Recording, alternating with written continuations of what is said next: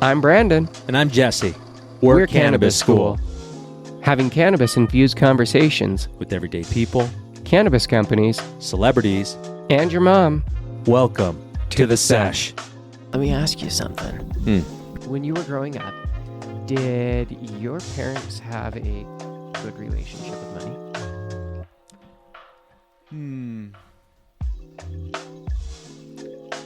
No. A lot of the reasons why is my father was an immigrant, didn't speak the language, so it was kind of hard for him to get a job. He would only have like basic, you go first. He'd have like just a lot of labor jobs, didn't require a whole lot, janitorial jobs, things like that while he was learning English. But from a young age... Sorry. We can cut that out. Yeah, Or you leave it grab in. it by the base. Can't grab it by the tip on that one. Oh, you have to hold the button. Oh, you know, just push it once and let go. And once it turns green, then it's good. There you go. And as soon as it changes from green, then it's no longer heating. There you go.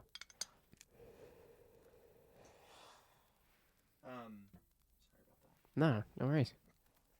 But my dad, he would save. He would save. Okay. And my mom, she Just would fear spend. of not having money. She would spend. Well, because she grew up with money. You know, Yeah. her dad did really well. Her mom worked at a college. Like, they never really needed anything. She grew up with her dad, like, having boats and stuff like that. He was a really good sales guy, apparently. But he wasn't the nicest person. And at a young age, 18, she ran away from home and came to Utah. Oh, wow. And that's where she met my dad. And my dad didn't speak very much English, and he was just visiting because he had served an LDS mission, which is like... He was just visiting and they met? Uh-huh. That's funny. Well, he was just checking it out because he wanted to know what's up with yeah. Utah. And then when he came here, he was just like, it's okay, go back home. He was going to go back and be a lawyer. And instead, he met my mom, and my mom was like, she wanted to be with him. And so she let him know. And they got married a little after that. And then they had a miscarriage, and then they had me. But the problem is that we grew up in poverty. We didn't know what to do. And my dad, like, they would tell him, like, just get an education and you'll climb up the ranks. And my dad... Because that's what was told was valuable and what would do it. Yeah. It's still propagated today, and I really don't agree with that, depending on what you're doing. Yeah. And there can be value. Totally. There's a lot of it. I enjoyed college. I loved college. I had a great time. No, but my dad trying to... Stayed here instead of going to be an attorney. Yeah, he got a degree in, like, hotel management. There was actually a degree. Yeah. When UVU was UVSC. That's funny. When it was just a tiny little building. My dad went there too. Yeah. And my dad went there and got this degree. This completely, utterly worthless degree. But back then, being a hotel manager, it meant something. Yeah. Like, it was a position. It was a career. Oh, yeah. And it was just disheartening because my dad never made a lot of money, but he never went without, because my dad would work like 2 or 3 jobs because that's what he did. He learned that from a very young age. He got kicked out of school, elementary school, because he was messing around, and down there, school is a privilege, not a right. And he didn't, so they just kicked him out, sent him home, and then his mom's like, well, if you're not going to school, you're working, so go get a job. So he got a job at like 11 or 12. That's crazy. And then worked. He got all of his clothes tailored made to him. He really liked clothes. And that's all he did. He'd do clothes, go hang out with his friends, get in trouble. Go ride around on the subway. Like, after that, like, my dad just never made any money. And my mom was always home with us, so we really didn't make any money. And then my mom got a job, my dad got a job, and then they started to do kind of better. But they never really had any money until my grandfather died. Left my mom everything. Yeah. Got the money. They build a house, buy a bunch of shit. My mom gets a great job with a tech company at the time, which was one of the few that are around here, Novell. Yeah. And she was doing really good there in the IT department. Oh, it was massive. Novell was a massive company. Oh, yeah. I mean, it still is a good size, but, like, not in It's relation nowhere to near what it used to tech be. companies now. Right. But And so she was starting to make, like, real money. Like, even back then in the 90s, like, my mom was making probably, I'm not sure, but it was quite a bit more than what people make today, right? Both my parents are making money, and yet I never saw them do really well with it. They had a 401k and all that other stuff, but they never really taught us how to be smart with money. And I'm kind of glad, because I never found value in money even as a kid, other than it gets me things.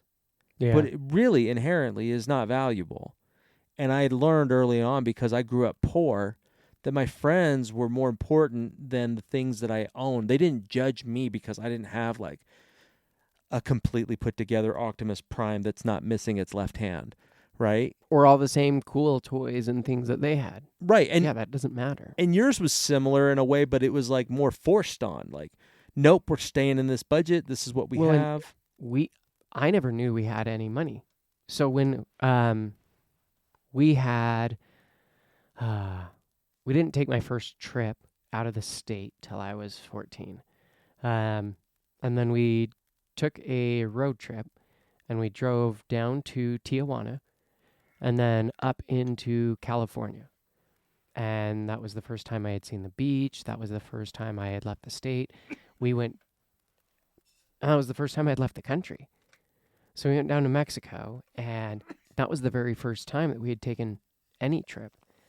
And it was always just different because, I grew up in the same neighborhood with all the kids at school and that. A buddy, his family, every year they would go to Disneyland. And he had gone to Hawaii like 7 times. Mm-hmm. And it was 6th grade.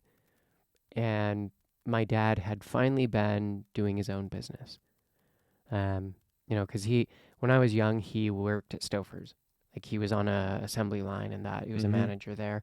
And then he helped his dad do construction and build apartment complexes and homes and things.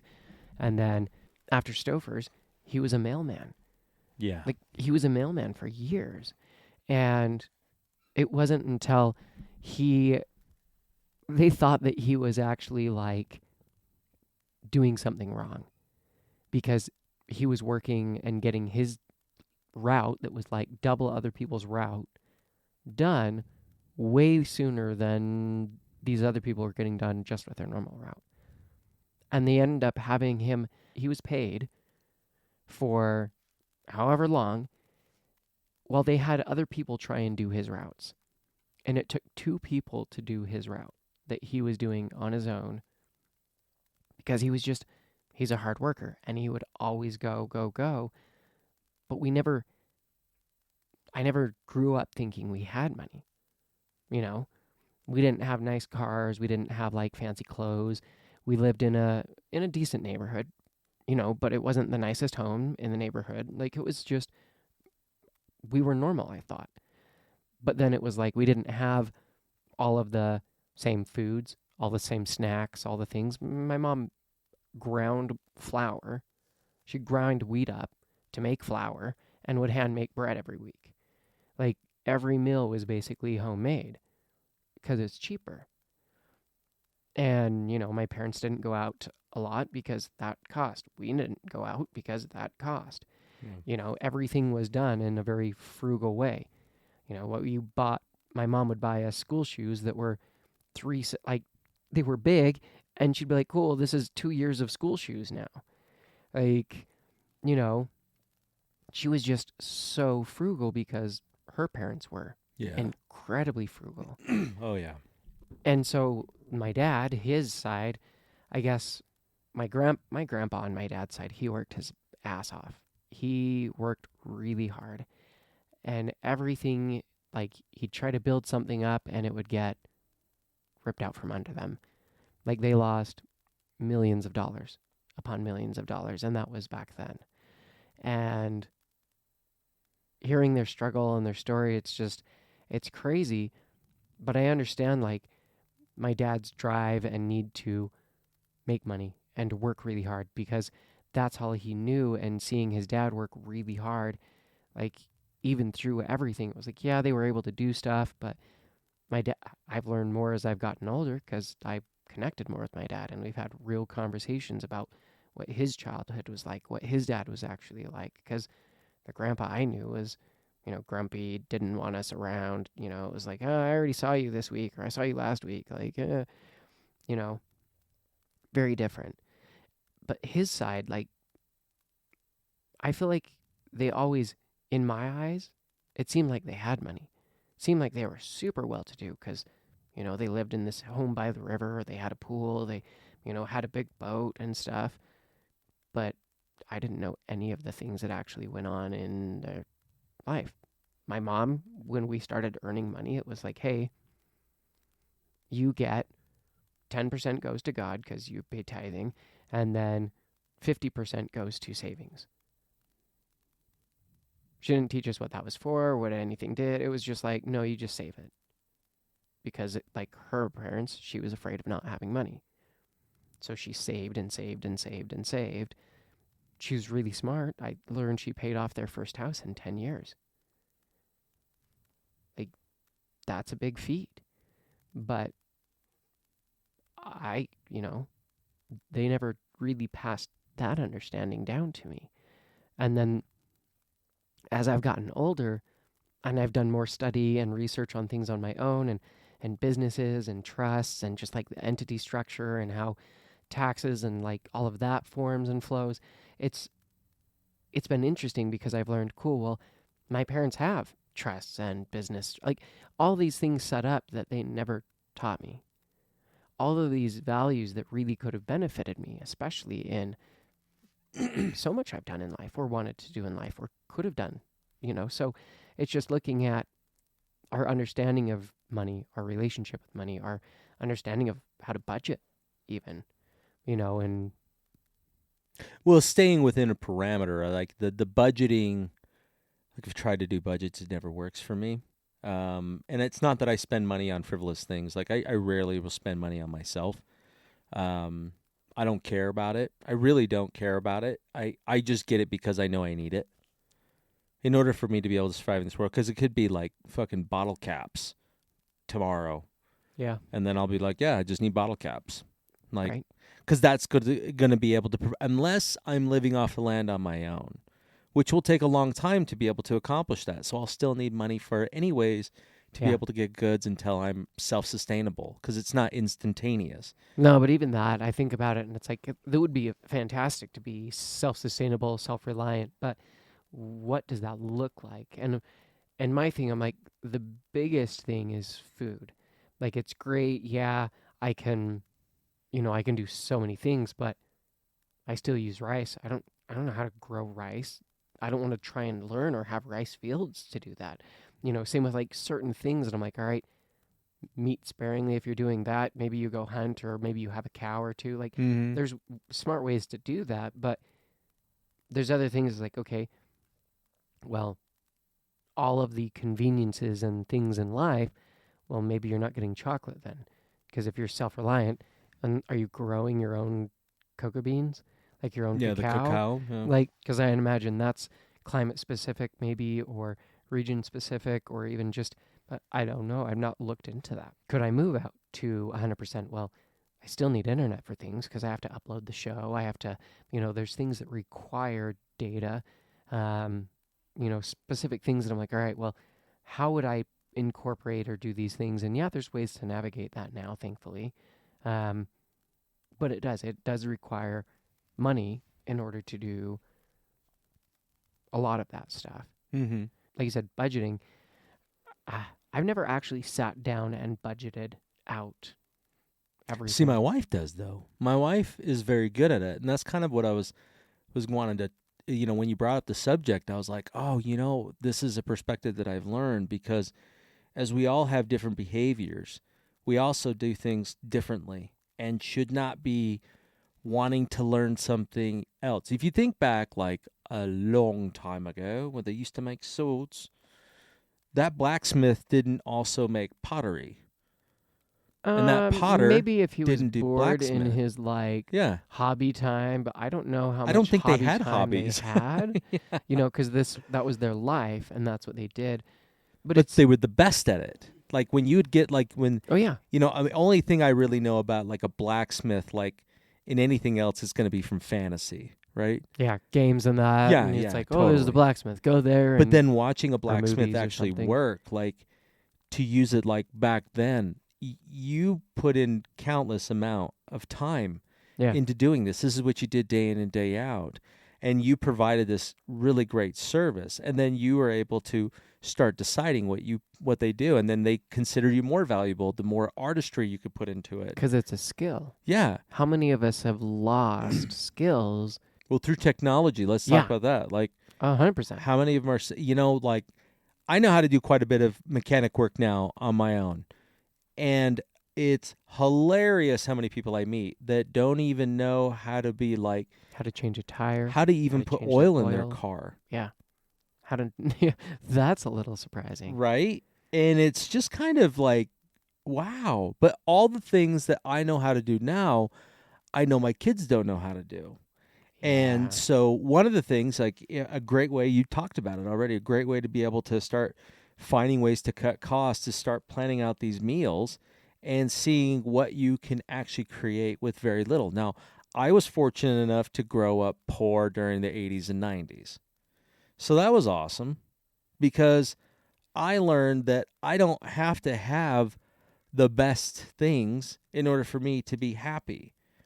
And a matter of fact, the less that we had, I wasn't as gluttonous. Now I'm not 'Cause you gluttonous don't at all. to truly be happy, you don't need a lot. No, We just live in the world of desires and wants that it's like, totally. but I'm used to having what I want. It's like the friend I was telling you about, where they really wanted to be making a certain amount of money that they were making before. Yeah. But that was then. we This all? is now. And the amount that they asked for was really high. And they were like, yeah, that's high. Yeah. I don't know if we could do that.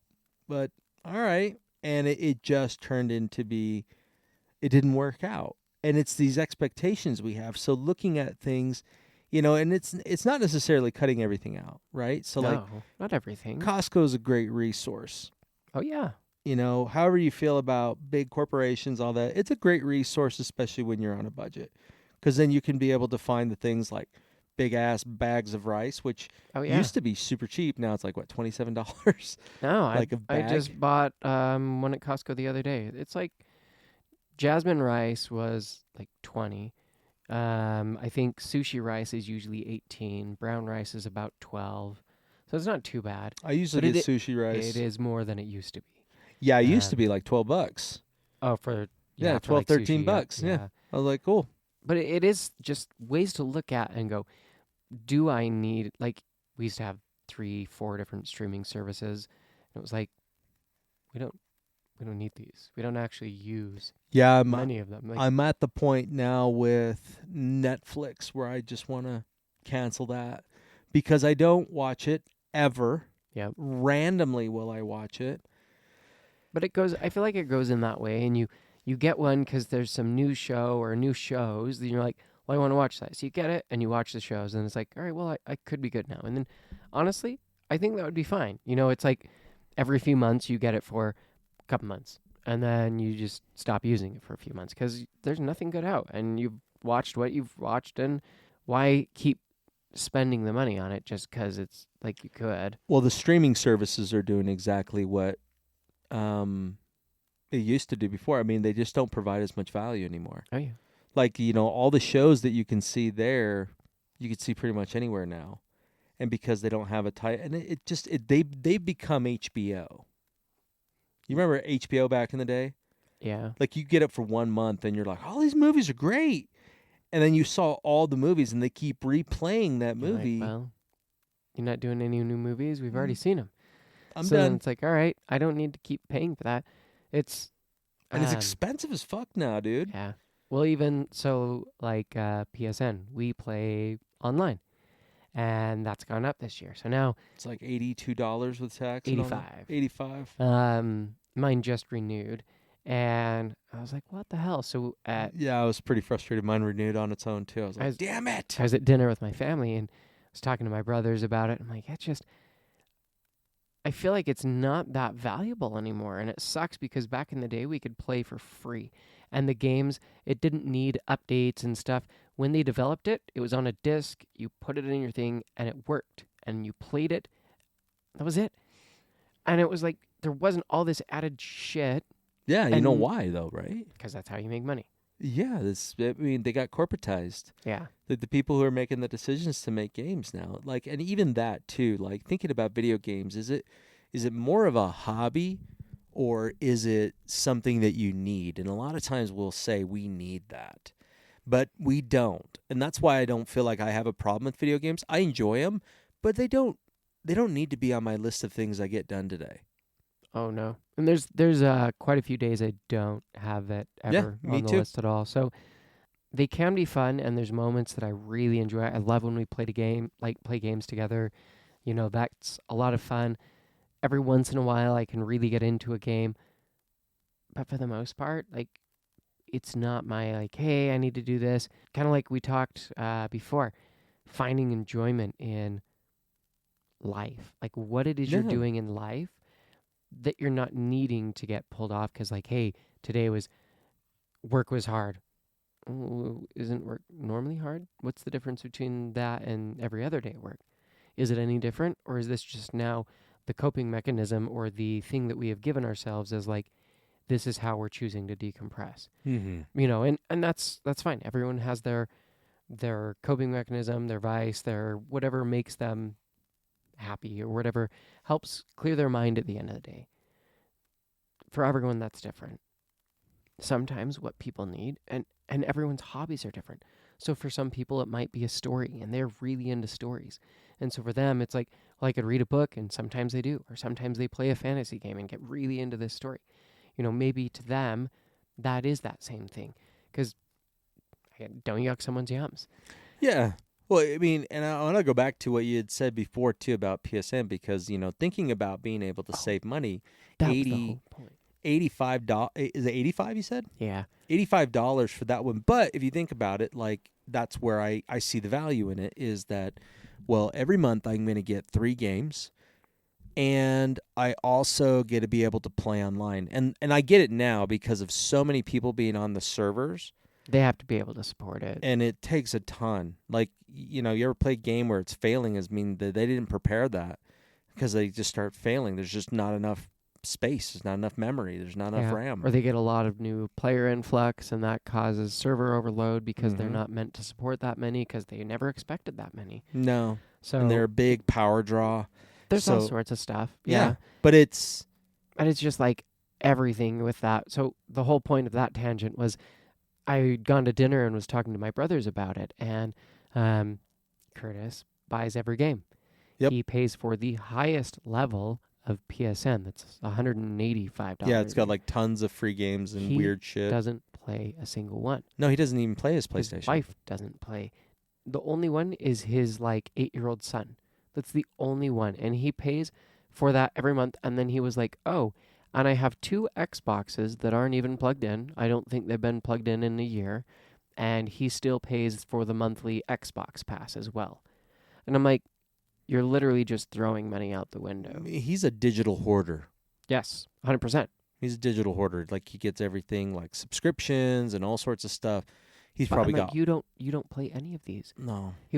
My other brother was like, "Oh, this game's coming out or this one." And Curtis is like, "Oh yeah, I'll probably get that." And Tom was like, "You won't ever play it though." So, Yeah, he's compulsive with it. hmm Like even when I was younger and I was like a rock mason yeah, and I lived all the way up in the mountains and Curtis and I would play like Gran Turismo hmm online on our PS3s that's funny. and Yeah, it was so bad. I had like Blue Net and it was so we paid for like horrible the top one internet. Yeah. $120 a month and I'm getting like a total of like 500 meg a month of download I could get. Oh, limited per month. Limited per month Jeez. and it sucked and it was really frustrating. But at the time it wasn't like now. Now it would be beyond frustrating. You couldn't do anything. Yeah, not at You all. and that's why I don't find value in living all the way out there because I do things there. Now if it was forced to, hey, that's a different thing. But yeah, dude, I feel that way about everything. I'm just like thinking like what am I doing right now to try and be able to go, look, I don't need that. Well, And I can find enjoyment somewhere else. sometimes it's not even I don't need that. Sometimes it's even looking at it and going, "How can I adjust this?" Like for me, I don't drink tons of coffee, but I do have a cup every day. And I found that Ordering bulk and roasting your own. ended up being cheaper. Mm-hmm. And I save money doing that.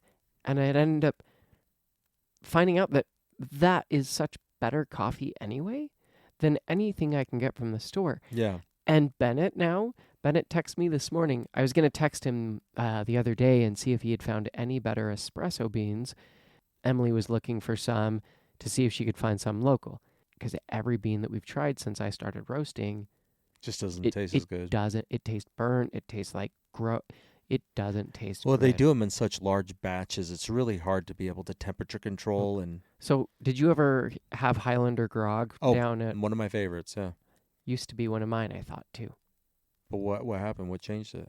Well, it has hazelnut notes. Yeah. All I could taste and smell was hazelnut. Ew. That was it. What did they do to that? Since roasting mine, that is it. It literally just, Emily has some inside and we tried it. That was the first cup of coffee that I took like 2-3 sips and I was like, I can't drink this. I have drank Starbucks coffee, which I think is gross and I hate. I've drank McDonald's coffee and that Highlander grog through a French press, just black, nothing in it.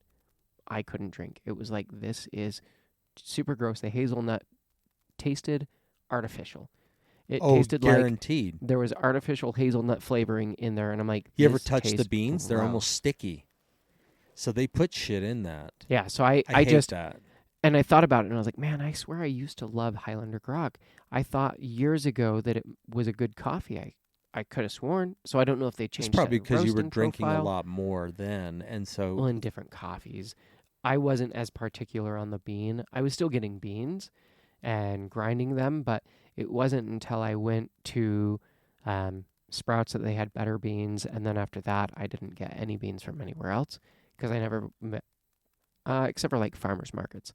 I get specialty beans from ones, but I'd find that those are like $20 a pound, $20 for half a pound. Yeah, it's used sparingly. And then the roast is hit or miss. It's like they could be as good as the one at Sprouts. They could be just as like Highlander grog or something else. And then I'm spending $20 on the pound. And so, yeah, Bennett this morning texted me because he's going to get into roasting his own. Oh, nice. So he asked about a roaster. I sent him the one that I get. And then he was saying that Amazon offers green beans. And I was like, oh, no. I sent him the place that I go to. Because everywhere that I had read, I went to Reddit forums, I went to other places, everywhere that I was reading, all the roasters who were roasting is like, no, you like home roasting that? They're like, go here. Wow. Like Sweet Maria's has way better beans. And I have...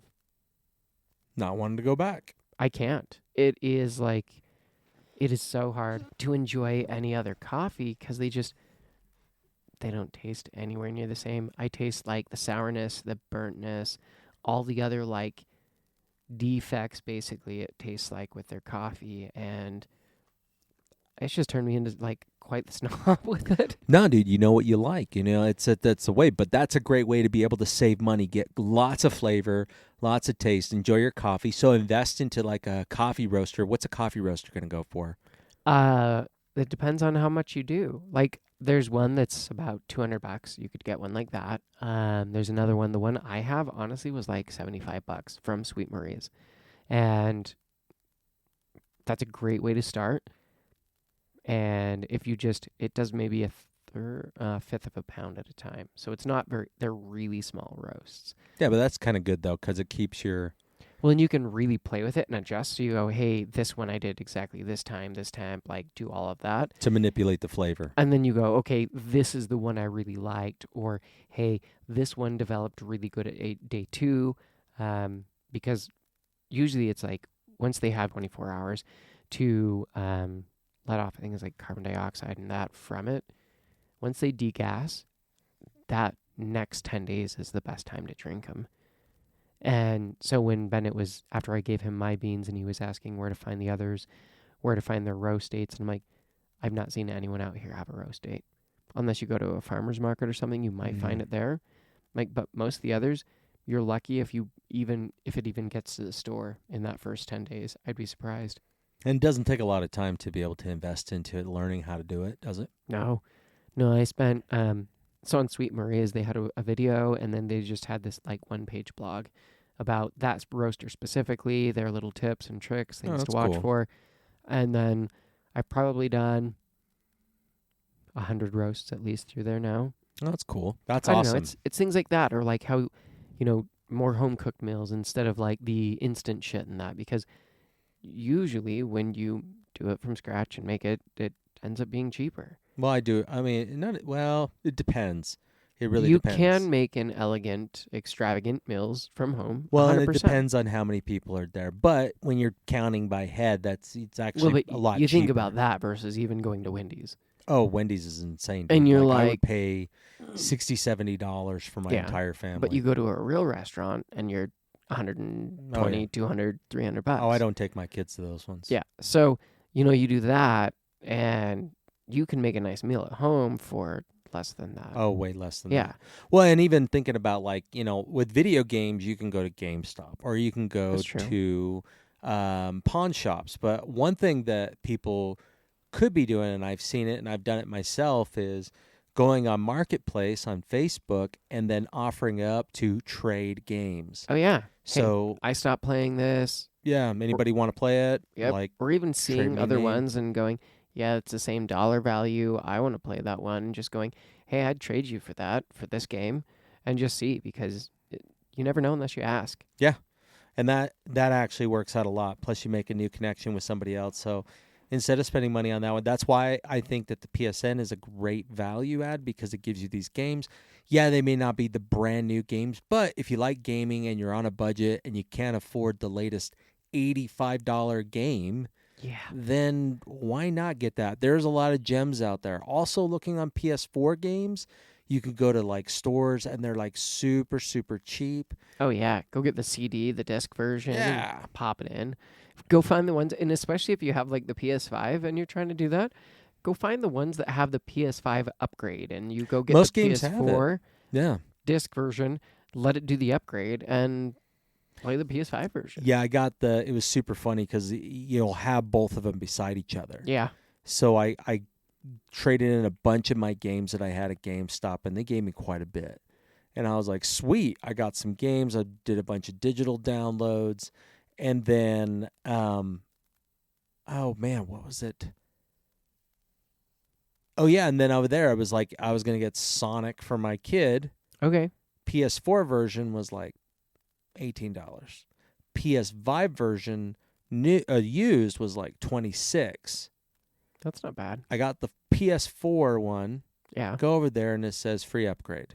Yep. So I save a bunch of money by being able to. I think it's dumb. And a lot of games do a visual upgrade, like Ghost Recon. We played that for a while. Now we're deep into No Man's Sky, and that's super cool.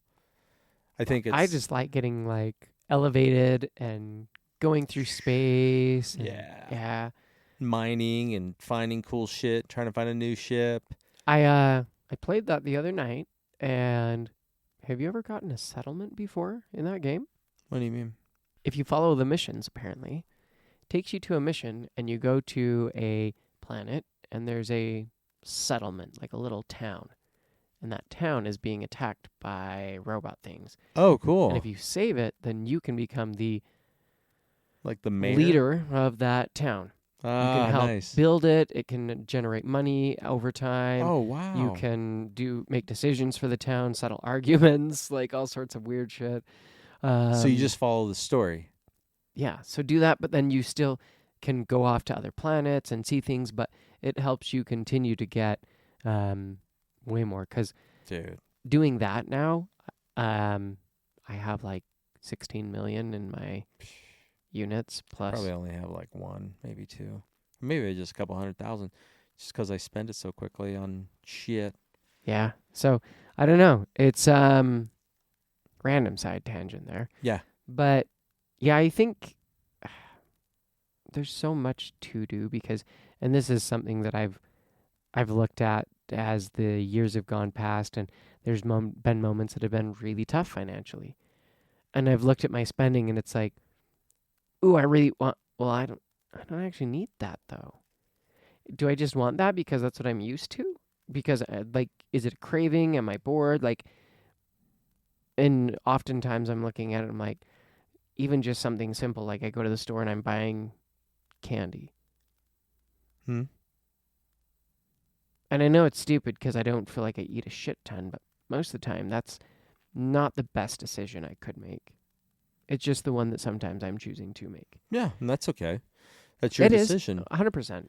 But sometimes if I'm trying to be more eco-conscious, um, budget friendly, that might not be the best thing either. Because it's always like, well, I really want this because this makes me feel good. And Yeah. that's why we choose to get it. And sometimes that's needed, but maybe it just depends on the budget that they're looking at. Same Yeah, with like, it's um, buying a bottle of whiskey. Sometimes it's nice to have a really nice bottle of scotch. But then other times I'm like, when was the last time I actually drank a scotch? I don't need to buy a bottle right now because, yeah.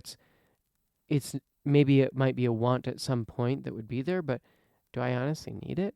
It's not like it's that hard or far at some point to go to a liquor store if that's something that is, you know, but it's not something that right now I actually need, you know. Yeah, I don't need a whole lot.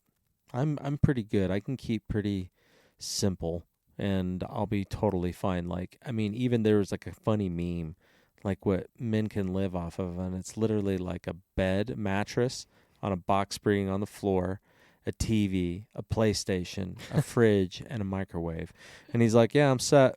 Like Uh, how little I many like cooking people. more than a microwave, but yeah, No, but 100%. Like that is, you can't exist on that though. totally. You could. You Yeah. could totally exist on that, and many people do, but it's being able to go outside of that, and that's hard because you want to be able to do things. You want to be able to have a little bit more money so I can buy some really good cannabis. And thinking of that, like with, I mean, if you live in an area where you know where Winco is, then that's awesome. But some people don't know, they don't. They're just like, oh, I wouldn't shop at Winco, but Winco's a great place to get a lot of bulk stuff, which is awesome.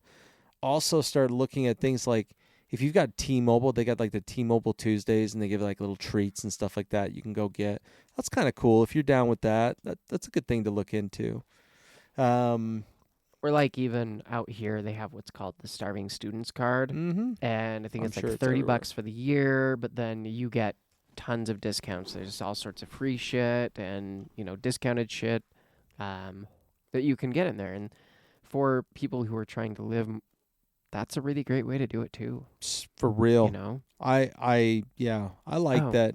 so if you are looking like living on a budget, how do you spend on your cannabis? Do you spend looking for like the highest quality so the experience is going to be the best so it lasts the longest and you have to use the least amount of product? Or do you go in for the, you know, bottom barrel of like, what is the cheapest product here? What am I going to get a full gram for $20? Where am I going to get, whatever it is, what's my bottom that I can get? Yeah. What's going to get me the most high? And most people look at that THC percentage and go, well, if it's, mid high 20s or 30s, then that's going to get me the highest. Well, and it's great. I mean, if you're in a state like ours, you're fairly limited on how many dispensaries or pharmacies that there are located around you. Yeah. And that way it keeps the prices high because there's not enough competition. And with that, it kind of sucks. But one of the things that we've been recently doing is instead of being able to commit to a whole, 3.5 ounces, right? If you're committing to Oh, an yeah. eighth, then what you should do is start looking for samplers, 1 gram samplers. Around here in Utah, they're $20. I'm sure they're even cheaper other places. Yeah. Well, it But depends on the strain. Or if you're just trying a new one, like, hey, I really don't know how I feel about this one. I don't want to invest a lot because maybe you are really particular with cannabis. There are people who are hyper particular. It's very like cannabinoid, terpene, grower specific, that it's like, hey, this really works well with me. I had it over here and it didn't. And I had this and it didn't. And and maybe it's their mindset, maybe it's what's going on in their life that they just cannabis doesn't work always very well with what's going on. yeah. that's okay too. You know, sometimes then maybe it's just a realization of what's going on. Am I trying to numb something? Am I trying to run from something? Am I like hurting? You know, what is it that is it escapism? Like what is it that's going on? You know, and sometimes we all need that because the human experience is tough. I don't think it's easy for anyone. We all view someone else and we go, "Oh man, they've got it so good. They've got it so easy." But we have no idea every like thing that goes on in their mind, everything that goes on in their life, all their personal struggles and that. Mm-hmm. You know, and I'm sure they're thinking the same thing about someone else. Like, "Oh, they've got it so good, so easy, so this." And behind closed doors, who knows what that person's struggle is? Yeah. But Don't yuck someone's yums. yeah. Uh, Oh, yuck, not like. Yeah. yeah. Yeah. Um, That's cool. I'm feeling it, dude. I believe it. It's I'm been feeling it. It's been a high day. a nice combination of quite a few strains. Mm-hmm. And I still think, spitball here, I think the first strain of the day was my favorite one so far today. Oh, yeah. Oh, yeah. I really blackberry? enjoyed that. Yeah. Yeah, it was really good. Blackberry Spice number 7. That one was awesome. That one's like, I don't fucking care. But I was like relaxed, but pretty clear-headed. Mm-hmm. There was a slight haze just at the end, but like That's cool. it was fantastic. I don't know. That's way. Yeah, man. Well, it's been a good episode. You guys give us some ideas. What are some topics you want us to go into?